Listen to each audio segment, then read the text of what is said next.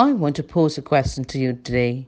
If somebody were to describe you with the word always, what would they say about you?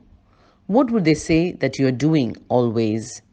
Encouraging, griping, boasting, finding faults, doing good, working, playing video games, reading. We live in an incredibly selfish and self centered, self gratifying, and self promoting culture. The art of self promotion has become the in thing. Forbes wrote, self promotion is a skill. As a carrier, 54% of teenagers today want to be a celebrity. When the question was asked to the teenagers, what do you want to be? They said they wanted to be a goat.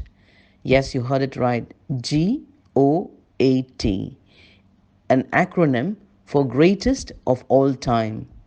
But if you want to follow Jesus and his teaching, then he is opposed to a self centered, selfish, and self promoting culture. This is what Jesus would have said.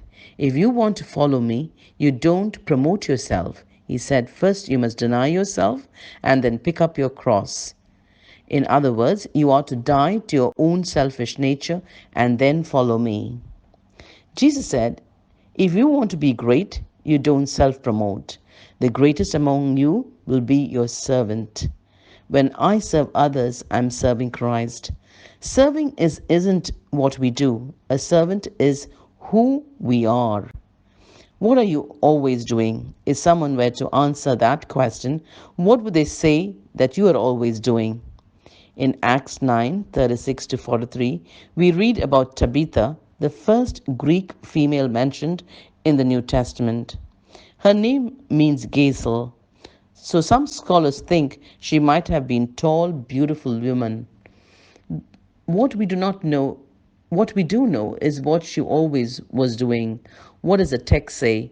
The text says she was always doing good and helping the poor. What she actually did is she made clothing and she would give it to those who were struggling and often served widows. Her ministry evidently was so important that when she died, God used Peter to raise her up back from the dead. When she rose up from death, revival broke out in her community because here is this woman and what she was known for. Her ministry was so important that she was brought back from the dead because she was always doing good. Instead of self promoting an attitude, she was always selfless, using what she had to make a difference in other people's lives, serving because she knew who she was. So, how do we, as Jesus followers, do if we become a faithful servant? You might say, I can't make clothes, so I can't give to the poor. I can't sing like the worship leaders.